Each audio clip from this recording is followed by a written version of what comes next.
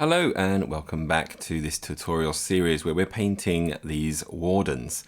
This is as far as we got from the previous videos. We covered two things, which was the first one, which was doing the NMM iron. You can check out that video with the link at the top there. And then for the second video, we covered how to do the rust and the leather work. So all of the browns and the oranges that we see on here. Now, our next video that we're doing today is we're going to be adding on some kind of electricity effect and some OSL, some object source lighting. So what do I mean by that? Well, this is what I mean. Here is kind of like a finished model here. We've added on like this electrical charge that's on his mace here. And if you look, you can see there's just some very simple and subtle kind of glazing going on here that's creating that kind of object source lighting. You can see that the brightness of this blue is shining off the dulled metal of his armor. We've also got a glow from the eyes, which is seeping down onto the cheeks a little bit as well. So we're going to be having a look at that and how to do that. It's a very, very simple one that we're doing. It's not a complex idea. All of the things that we're doing with this model are techniques that can get very, very complicated and very, very detailed, but we're doing very, very simple versions of each of these techniques. So a simple OSL is only going to require basically 2 paints and kind of like a technical paint, I guess you'd call it. Basically a medium. We need a medium for it, a painting medium. So we're going to be using AK Archaic Turquoise. This is a nice turquoise to go through. It's got a little bit of a darker turquoise, so it's a good base color for our electricity effect. We're going to be then moving that up to white. So these are basically the 2 colors that we're using. And we're also going to be using here a glaze medium. This is what's going to thin down our paint to the point where it becomes very, very translucent, and it makes it very, very good for these kind of effects. Okay, so without further ado, we're going to jump right in. So I'm going to take my archaic turquoise here, and we're going to get started with this one first. So I'm just going to put some down on my wet palette here. There we go. And very simply, we're just going to be painting where all this electricity is, and just mark it all out. We're not going dark with this because it is light, so it's going to be emitting quite a lot of brightness. Now, if you're doing fire and things like that, you'll be using like red, oranges, and yellows, and you kind of do a reverse highlight with those types of things. I find though with the electricity, it's actually nicer to have the bright part like running through the center of the electricity bolts that are coming out.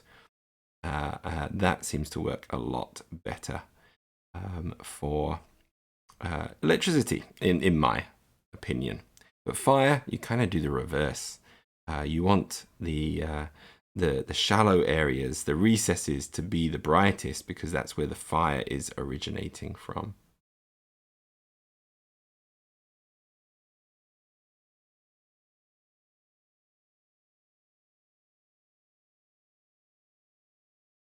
Okay, with that, we've got our kind of darkest part of the light done. Now, because this is going to be the darkest part of the light, this is the light that's going to actually bounce off and be emitted onto the rest of the body. What we want to do is we take that darkest point there, and that's where most of the light will be spread across for reflections and things like that. Because what you don't want is you don't want your reflections to be brighter than your actual source of light. So that's something just to bear in mind as you do this. So we're going to go straight into doing a little bit of the glazing to add on a little bit of this light reflection that's just kind of pooling on the areas where we would expect the light to pool. So put down a little bit of glaze medium there. This is going to thin it right down. We're going to take some of our turquoise there. We're going to take a lump of the glaze medium there, and it's basically going to thin it right down. But unlike water, what it's going to do, it's going to keep the consistency of the paint very, very, very consistent. But you can see already when I put it on my hand there that it goes very, very translucent. So that's going to be good. And it's important to wick it. You don't have it pool too much. You can get complete control of it. There we go. Okay, so now we can see we've got this thing flying across here. So first of all, straight away, the actual mace itself is going to have a lot of reflection. So I'm going to just put some bits onto there. It still keeps some of that information underneath, but we're now tinting it. We're giving it this kind of filter. So we can filter that down there. It's going to be running across the hands there, across the arm there, and all the way up here where we're going to see where it's going to be shining down. This is where it's strongest, and across there. And yeah, we're just going to place it roughly where we think it's going to be catching the light. We're definitely going to be getting a bit of that cauldron as well. So get a little bit there, reflecting off there, across there. You can go a bit too much with this. So now I'm getting further away from the light source. I'm going to just tone it down a little bit with just some little bits here and there. And we're going to keep it very, very small and simple. So where we've been doing it quite heavy-handed down here, we're going to start going a little bit more gentle. A little bit catching on the side there, the side there. Careful that it's not too much. There we go. And then, all right, I think we can do that. We can catch just some little traces of it across the body there. But then I think that's probably enough. Let's check on the back here. You can lean it in a little bit more here, where we might expect it. Definitely across there a little bit. On this one here, you can see the light's going to come down. It's probably going to reflect off of those edges, a bit off that edge there. I think we're probably good about there. We don't want to overdo it. But yeah, we get like a little bit of a glow going on, and you can see that there. Nice and simple, very, very quick, very, very easy. Nothing special. There's a lot more advanced techniques you can do with the OSL, but this is just a very, very simple one. Now what we want to do is we want to make this thing look like it's brighter. So we're now going to be adding a bit of white. So this, we just go up a little bit at a time, just to kind of increase the brightness and the light value of the color, so it's kind of reaching its kind of origin point of the light. This time we're not using the glaze, we're just going to be doing this on there. So I'm just going to follow the contours of the light where I can. Certainly each of these kind of jagged lines are each of the forks of the lightning. So the center of those are going to be white. But we'll get a little bit into there. Oops! Be careful that you secure your mini down onto your painting thing. I literally just stuck him on very, very quickly without checking when I got him ready. So that's on me.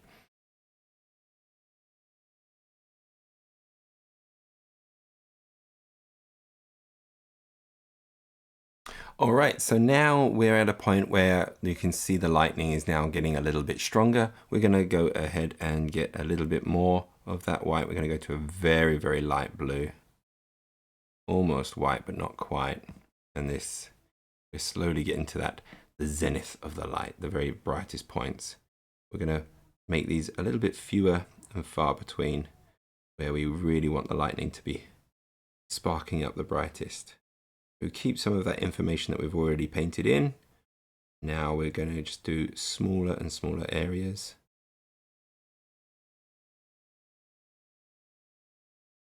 With that done, we're going to do the same thing for the eyes. Okay, and we're going to go with that archaic purple again.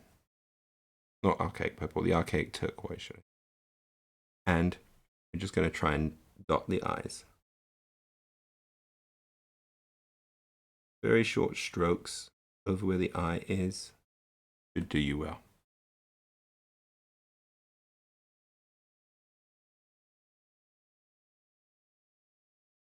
Make sure your brush is loaded enough, but not too much. so that it doesn't dry, but it doesn't blotch everywhere. Okay, so we've marked in the eyes there. Let's again do a little bit of that OSL. So we've got our lovely, lovely glazed turquoise there. Wick that right down. And where the eyes are, just put in a little bit there.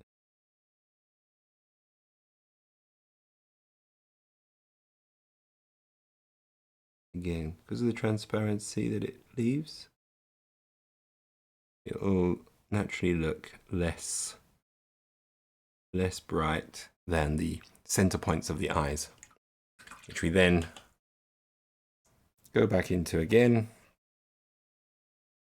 with our lighter turquoise. So we mixed the white with the turquoise to make a very light blue. That's going to be our center for the eye. So again, we want to kind of keep some of that information there. Very gently mark the eye.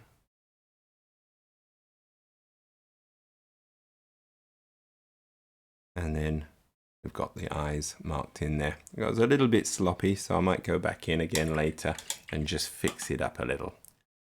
Just reduce that size just a tad. Okay, I'm going to go up one more, really, really bright for the very center.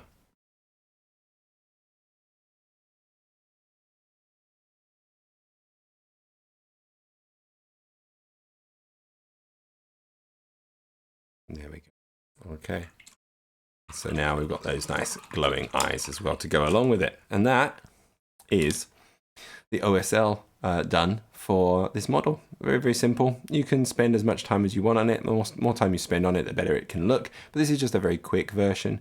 I hope you enjoyed it. Hope you liked it. And thanks very much. If you did, I will probably be releasing one more video in this series just to go over how we do the bases in terms of getting them looking like this.